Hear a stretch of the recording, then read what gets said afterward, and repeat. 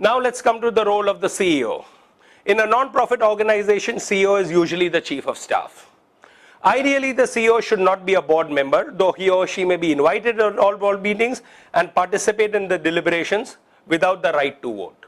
A CEO should not be a voting member of the board. What are the qualifications of a CEO? And this is a very tall order. This is an ideal life. If you get somebody like that, send one to me.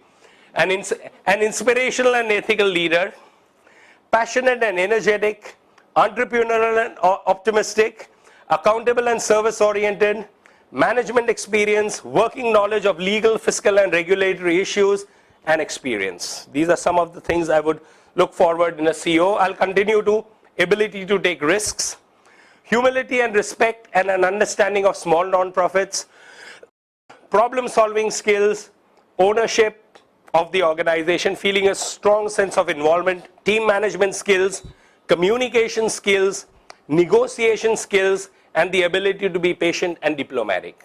What a tall order. But this is part of the HR exercise. You would want to see at least a maximum of these qualities. I mean, you can't get all of it. I mean, it's very difficult to get that. So this is typically what we call the governance pyramid, that the apex of the pyramid is the governing board.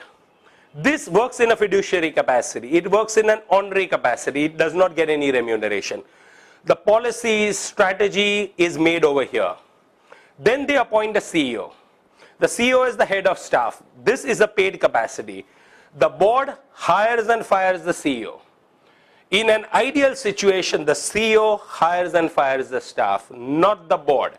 In India, you find the board also hiring the driver, the peons, everybody. In the US and UK, it doesn't happen that way. Board only hires and fires the staff and leaves it to the CEO to hire and fire the team. Policy is made here, strategy is made here. CEO is paid to get that forward with the help of staff. Staff reports to the CEO, CEO reports back to the board.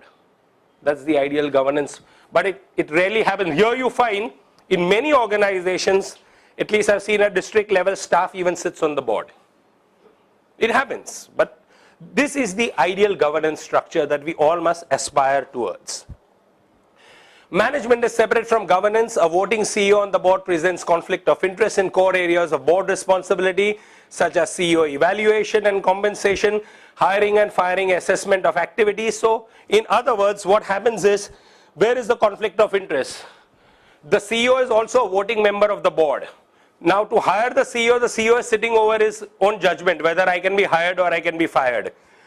I need a raise this year. He's sitting on the board and deciding what I need to have. So this is why the CEO should never be on the board over here. So it's not a desirable practice. Best practice, therefore, for the board is to avoid including the CEO so that the board can exercise independent oversight and exercise internal systems of checks and balance. The CEO develops and implements programs and projects, selects and motivates staff and team, and may even develop and propose policy issues to the board for consideration.